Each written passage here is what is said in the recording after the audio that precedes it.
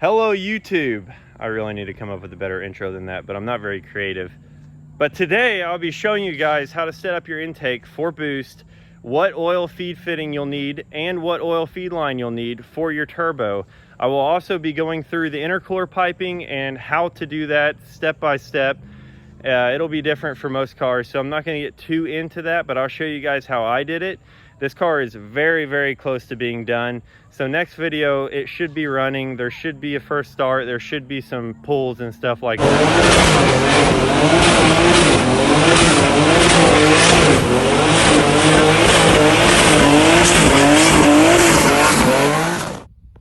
I'm gonna go ahead and take off this manifold and show you guys what I do to these to keep them from blowing apart from boost.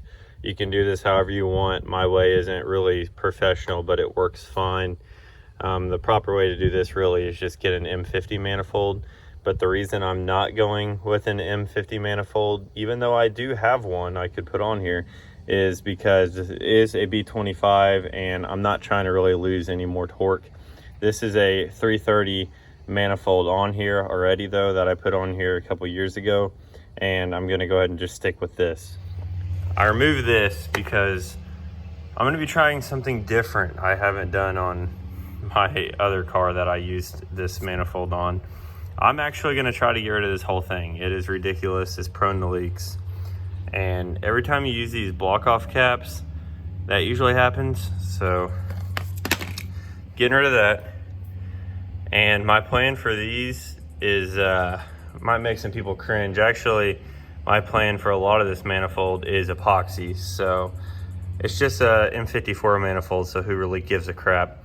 I could go M50 anytime I wanted, but I'm probably gonna fill all 6 of these with some epoxy and let them cure overnight, and I'll probably never have an issue out of them. Look how weird these manifolds look if you just delete everything on them. I actually don't mind it too much. You do still have the diesel valve, but I'm gonna run it because this is a 2.5, so I'm not trying to lose any torque or anything like that. That's why I'm sticking with this. I epoxied in all these holes. They did not go through into the manifold. If you use thick enough epoxy, they'll stay where they're at and cure. I will probably just paint those black or whatever. It's really not a big deal. This is not a show car. This is all about being functional. This is removed. Get rid of this. No more F connector and no more check valve here. This right here is a check valve. These are the stock hoses. You can make up your own, but I like how these are already bent, and it's a really nice thick hose, and they're still good even after all these years. And if you want to remove this out of here, all you have to do is get a 1/2 inch barb to barb. So that'll just go on there. Yes, you can make your own. I just like how they're pre-bent, so that's totally up to you. And I'm not trying to go for fancy blue silicone hoses or anything. I'm trying to keep this factory. And the bottom of this thing, dirty yet. This is for your brake booster. We'll be keeping that.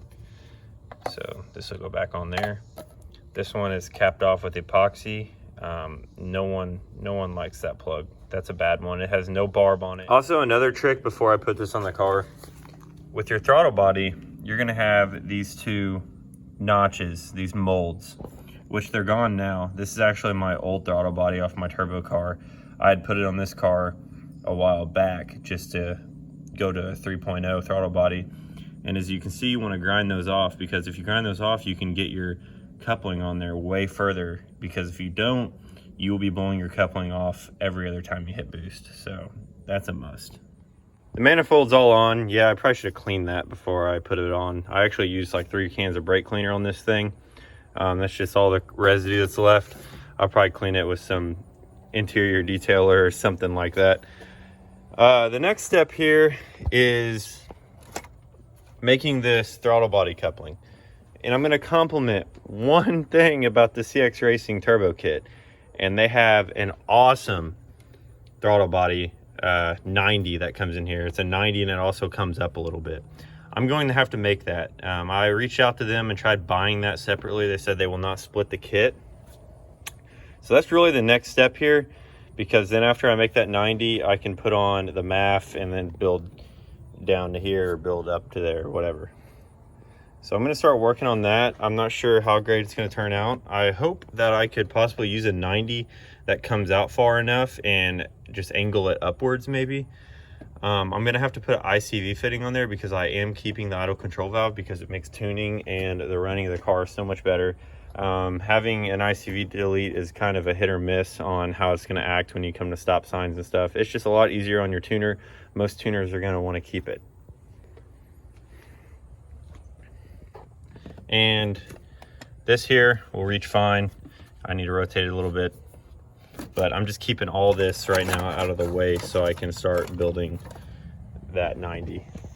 It's funny because I totally forgot about the oil feed line and I just put this back on. I really don't want to take it back off. I know it won't take long, but you can actually get to that with a socket pretty dang easy with all this out of the way. That's another thing about going turbo. You really open up a ton of stuff down here to make things a lot easier, because stock there would be all kinds of crap right here and there is nothing now. But you want to replace your banjo bolt for your Vanos with this fancy one here from Rally Road with the Rally Road bottom mount setup, oil feed line for your turbo. There's two of them. One is for top mount, one is for bottom mount. You do want to get the correct one because one is longer than the other one. Yes, I know it's super simple, but you want to get the bottom mount oil feed line because it's longer. That way you can just go straight under the manifold back here. Top mounts go up here above the valve cover and crap and look like crap. And there's this little clip here. You can use it if you want, or you can use zip tie. I just found that clip today and it's awesome. And then the reason you use that fitting that I showed you guys when I installed the turbo, I'm not even sure what video that's in at this point, is because you can just use this 90 and you can literally install this from the top up here. It's awesome. Because if you use a straight fitting, you can't get the 90 on there and everything because the manifold's in the way. So this will be awesome. Once I put the cowl on there, it'll block all of that. And I'll probably run a zip tie somewhere. But yeah, that turned out super clean. I know this car isn't super clean, but at least that is. Now that I have the oil feed line ran and tight, I'm going to go ahead and start working on intercooler piping for the cold side here. I do have the bumper on. I may have to take it back off just to show you guys more and to get some of these clamps on. Not really sure how I'm going to do everything yet, but I did successfully make this 90 with a barb fitting at a 45. The reason the barb fitting's at a 45 is so that I can hit this hose right here that goes to the idle control valve. So it's going to fit something like this here. I don't have anything together yet, obviously, so it's kind of hard to show. But I'm going to go ahead and mount this up and put a lip on this so it doesn't blow the coupling off, and continue from there. All right, so I got the cold side done. It's day now. I stopped recording the other night because all the bugs were super noisy, but the cold side is complete. This could have all been tigged together and made really nice. This way totally works also. This is more to show people who don't have access to a TIG welder. So I'll go ahead and go piece by piece here. You want to start off with a 90, and I went into a 90 aluminum bend into another 90 coupling, and then here is my PEMAS MAF, and then I have a little 45 here, and then here's once again that 90 I made at the throttle body with the ICV fitting. So that is the complete cold side. The hot side is together now. I just need to put clamps on it, but this is a 135 degree 3-inch to 2.5-inch coupling. I didn't even know this existed. It's a pretty thick coupler. You don't want to go too thin on something like this. It may collapse or whatever. But the reason I use such a weird fitting is actually because all I had to buy was a 45 2.5-inch intercooler pipe. That was it. Now I did have to oval it actually. You can do this differently, but I ovaled it so that it would clear the rack, and I actually put a slight press up here, like a dimple up here, to clear the compressor, because you don't want this touching anything because it'll wear right through. And then this is the offset fitting. So that's all you got to do over here. No welding on any of this intercooler piping.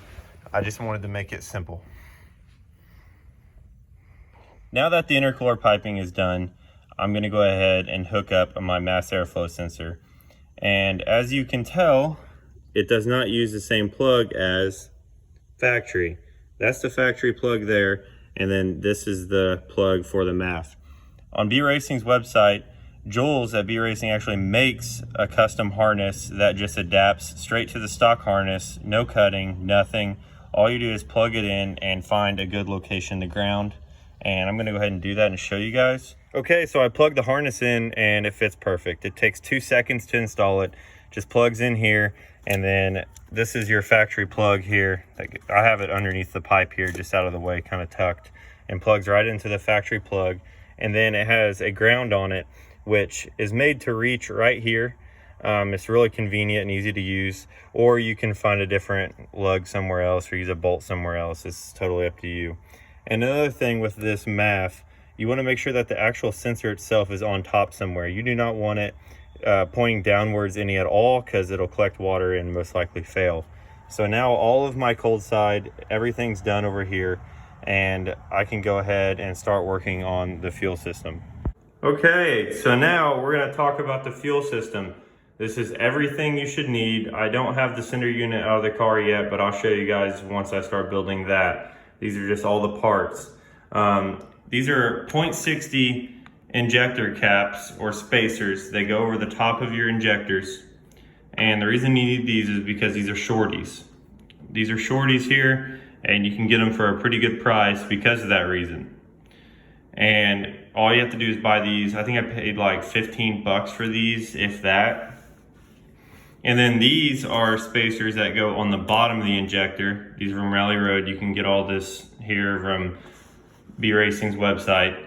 And these are critical when you run an M50 manifold. I will not be running an M50 manifold. I'm probably not going to be using these.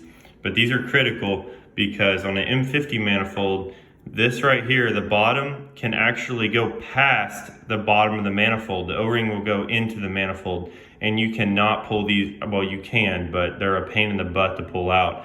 And sometimes when you finally get them out, you'll run the injector. So these are critical. These are very cheap. These are a lifesaver.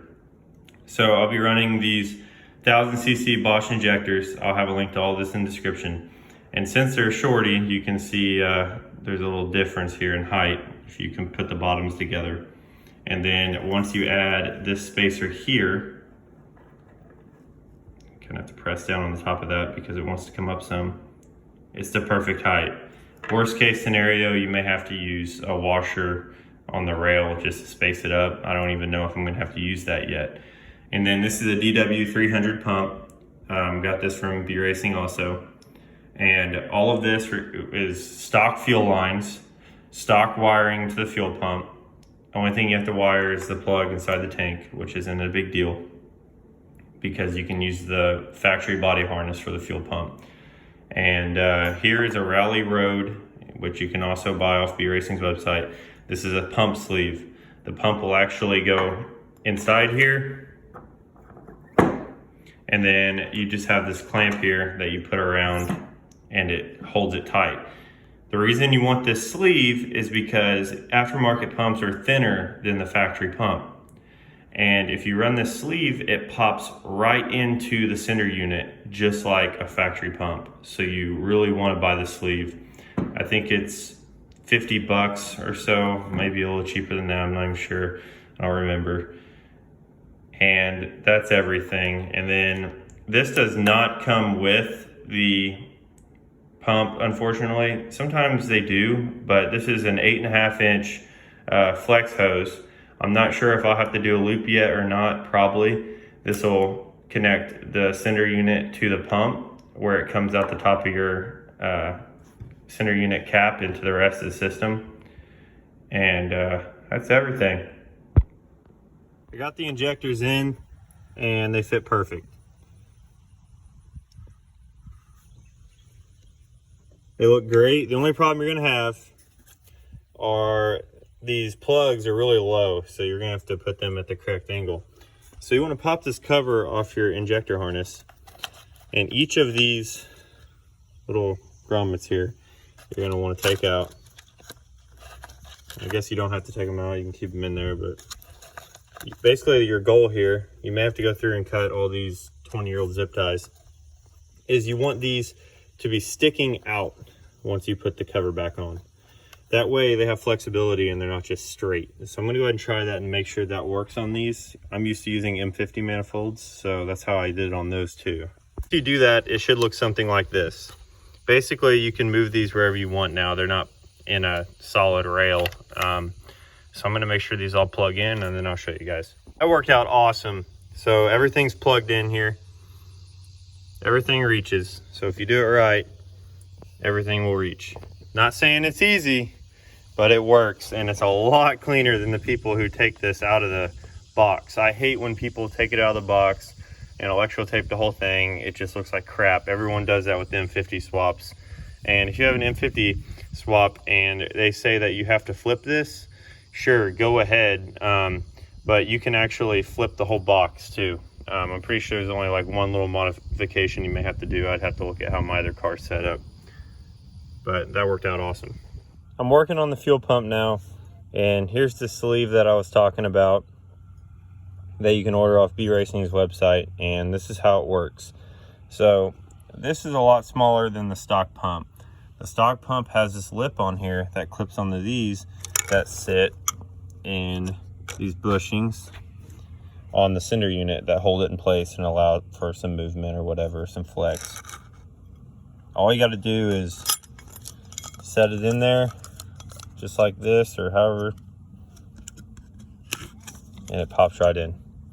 So it pops right in, you slide it over your pump, and then down here you have a clamp that goes over it, and you tighten it down to wherever you want your pump. Obviously you want to get your filter as far down as you can to inside of here, and then you just tighten it down and it holds your pump. It's that simple. It's a great piece. It's kind of pricey, but you can get off B Racing's website, and it is the proper way to do this. That's everything. It's together. As you can see, it fits in here just like a stock pump would. And for this hose, I would recommend a 12-inch hose, not an 8.5. That's what I used. And it's a little tight of a loop. So a 12-inch, you could do a good loop and have plenty extra, no big deal. It won't hurt anything. And you want to make sure your filter is touching the bottom so you don't have starvation issues at like half a tank, because that definitely could be an issue. I did use crimp connectors for my wires. I know that you should probably use solder. I usually solder, but I don't have my soldering iron here right now with me, so this will have to do for now. Getting really close to the end and everything's nearly done. The last thing I really need is the intake, and to do this you need to buy a 4-inch to 3-inch 45. This is a squirrely. This is off Amazon, and it comes with the clamps and stuff, so it's pretty nice, good deal. And then you have to have a 3-inch 45, and with this 3-inch 45 you will have to oval up here to clear. But the reason it's still worth using a 3-inch is because you don't want to go any smaller, because you don't want it to choke or anything, because you got to think that intake to that turbo is 4 inches, so you want to go as big as possible, and 3 inches is about the biggest you're going to get if you're going above the engine like this. So I'm going to go ahead and put this on down there. I did have to, so these AC lines, you can bend them here because they have this metal area which does bend. Be very careful, especially if it's compressed, which mine was. I've done this before and I've had no issues. You just got to bend it over because you want to open this area up right here, because this is where your pipe is going to be coming up and through. Once you get that 45 in there, it should look like this. So you're also going to clock it at a 45. And as you can see, it clears that engine mount perfectly. And the idea here is once you put this 3-inch in here, which you may not have to oval, but I usually do so it doesn't hit the manifold and stuff if it moves. So then once you put this 45 down in there and trim it wherever you're going to trim it and put your filter on it, your filter is going to sit right in here. That's what you usually see on these cars. Some people go in the bumper, but then you risk hydro locking and stuff like that. Probably be at the end of the video because I can't really make a video on wastegate plumbing, considering this is all it is. I'm not running a boost controller right now. I'm just trying to run a 10-pound car right now, then go to 12, and that'll probably be max. I just tapped in a barb fitting into this elbow off the turbo. Since it's really thick, this turbo didn't have a barb fitting on it, just has a spot for a speed sensor, which we won't be using. And this is it right here. Try to use a hose that can actually withstand temperature, because it's going to be in a hot area. And you can go ahead and ask me about wastegate hoses melting, because I lost an entire engine to it.